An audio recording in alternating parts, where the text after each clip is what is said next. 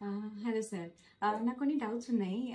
Waxing కాకుండా laser ఎందుకు చూస్ చేయాలి? అండ్ అది చూస్ చేస్తే సేఫ్ ఉంటుందా? హాయ్ శాండ్రా, వ్యాక్సిన్ థ్రెడ్డింగ్ అనేది ఒక పనిష్మెంట్. మీరు హెయిర్ ప్లగ్ చేసేప్పుడు అంత పెయిన్ ఉంటుంది. ఇప్పుడు రాకెట్ సైన్స్లో ఉన్నాం మనం. లేజర్ చాలా సేఫ్. దాని కాంప్లికేషన్స్, ఇన్గ్రోన్ వచ్చే కాంప్లికేషన్స్ అవి ఏమి ఉండవు. సింగిల్ సెషన్లో రిజల్ట్ వచ్చేస్తుందా? మీరు ఒకరోజు ఎక్సర్సైజ్ చేస్తే వెయిట్ తగ్గుతారా? అయితే ఎవ్రీ మంత్ రావాలా ప్రొసీజర్కి? మీకు ఆకలి వేస్తే తింటారా, ఆకలి లేకపోయినా తింటారా? ఆకలిస్తే తింటారు. విజిబుల్ ఉంటేనే లేజర్ రావాలి. ఓకే, 1 year కావచ్చు, 1 month కావచ్చు, 100 years కూడా కావచ్చు. దాన్ని పర్మనెంట్ హెయిర్ రిడక్షన్ అంటాం. ఓకే. ఇప్పుడు ఇంకో డౌట్ ఉంది. అంటే ఈ మధ్య చాలా ప్లాట్ఫామ్స్ కూడా వచ్చేసాయి. ఇంటికి వచ్చి చేస్తాము, లేకపోతే సలాన్స్లో కూడా వీళ్ళు లేజర్ స్టార్ట్ చేశారు.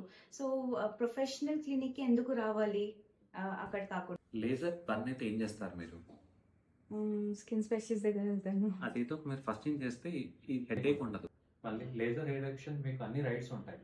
జర్మన్ ఆర్ కొరియన్ మేడ్ లేజర్తో మనం రోజు స్టార్ట్ చేస్తే జర్నీ స్మూత్ అండ్ ఎఫర్ట్లెస్ ఉంటుంది.